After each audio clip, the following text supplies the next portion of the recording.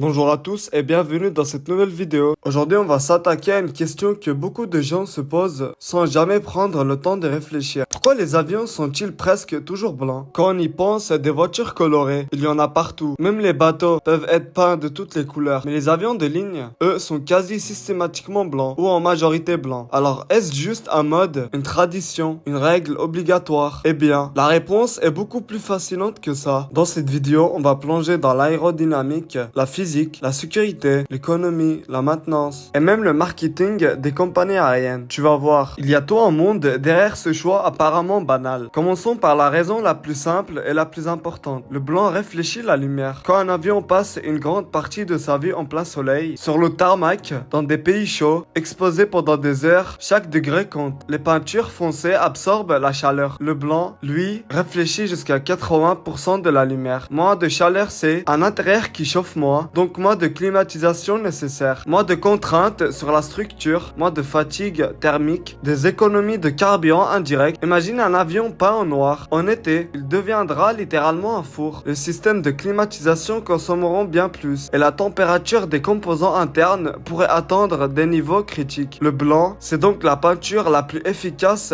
thermiquement. Deuxième point crucial, le poids. Un avion peint intégralement peut prendre jusqu'à 250 kg rien que la peinture. Et tu le sais peut-être, mais dans l'aviation, chaque kilogramme compte. Un avion plus lourd, plus de carburant, plus de coûts. Le blanc, comme on l'applique souvent une couche très fine, permet d'éviter des couches successives de couleurs. Résultat, moins de peinture, moins de poids, moins de consommation. Certaines compagnies enlèvent même une partie de la peinture pour laisser apparaître l'aluminium comme American Airlines avant 2013. Et c'est loin d'être anecdotique. Si tu économises 200 kg par vol, sur des milliers de vols par an, c'est des millions d'euros économisés. Le blanc, c'est aussi une couleur qui révèle facilement les problèmes. Sur un fuselage blanc, on voit très bien les fissures, la corrosion, les impacts, les fuites de carburant, les fuites d'huile, les traces de liquide hydraulique. Sur une couleur foncée, beaucoup de ces signes sont invisibles ou ajoutés des heures d'inspection supplémentaires. Les équipes de maintenance peuvent donc repérer plus vite les anomalies. Et dans l'aviation, la rapidité d'inspection, c'est une question de sécurité mais aussi l'argent. Moins de temps au sol, plus de vols. Prendre un avion, ça coûte très cher. Un passage complet en peinture d'un gros avion peut coûter entre 150 000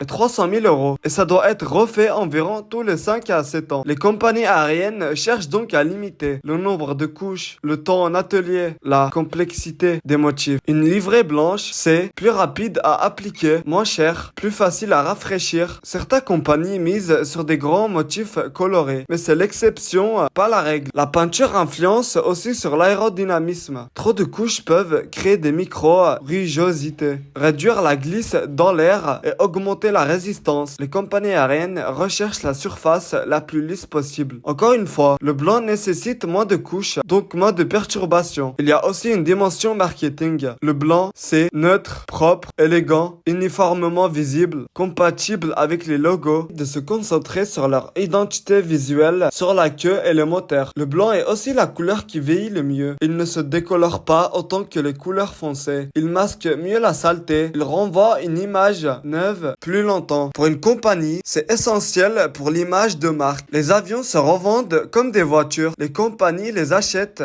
les utilisent, puis les revendent à d'autres. Si l'avion est blanc, la compagnie qui l'achète n'a qu'à repeindre quelques zones. Si l'avion est bleu foncé, rouge, violet, il faut repeindre tout le fuselage. Donc, un avion blanc garde une valeur de revente plus élevée. Certaines compagnies osent pourtant la couleur partout. Southwest, JetBlue, Lufthansa, Wizz Air, AirAsia. Ces choix sont souvent liés à une stratégie marketing très forte. Plusieurs assument les coûts supplémentaires pour renforcer leur image, mais il reste une minorité. Alors pourquoi les avions sont-ils blancs? Parce que ça réfléchit la chaleur, ça pèse moins lourd, c'est plus sûr pour l'inspection, ça coûte moins cher, c'est meilleur pour la revente, ça vieillit mieux, c'est neutre et efficace visuellement. Derrière un choix de couleur apparemment simple se cache en réalité une combinaison de physique, d'économie, de sécurité et de marketing. Et c'est ce qui rend l'aviation passionnante. Rien n'est laissé au hasard. Merci d'avoir suivi cette vidéo. N'hésite pas à t'abonner, liker et commenter.